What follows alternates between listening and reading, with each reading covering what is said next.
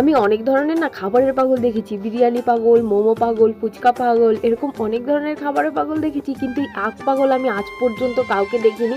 আমাদের বাড়িতে আছে একটা আখ পাগল, মানে আমার ভাই, তোমাদের দেখাবো দাঁড়াও, আসছে ওর জন্যই আর কি। আখ আখ দেখলেই আমার ভাই পুরো পাগল হয়ে যায়, মানে কি বলবো, ওকে যদি অন্যান্য খাবার দাও, বিরিয়ানি মোমো যাই দাও না কেন, ওকে যদি আখ দাও ও আগে আখ খাবে, এতটা মানে আখ খেতে পছন্দ করে।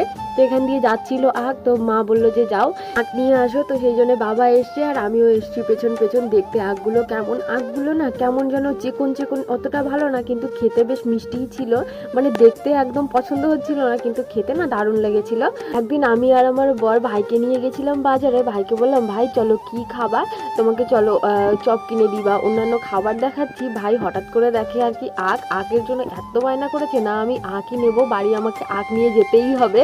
এই যে দেখো সেই ভাই আমার মানে আখ খেতে এতটা ভালোবাসে কি বলবো, কিন্তু ওর আবার আখ খাওয়ার বায়না আছে, ও আখ খাবে কিন্তু ওকে কেটে কেটে দিতে হবে, ও আস্ত আখ মানে দাঁত দিয়ে ছিঁড়তে পারে না, মানে দাঁত ভেঙে যাবে, ওর সেই ভয়ে ছেড়ে না, কিন্তু ওকে যদি কেটে কেটে টুকরো টুকরো করে দাও তাহলে ও অনেক আখ খাবে।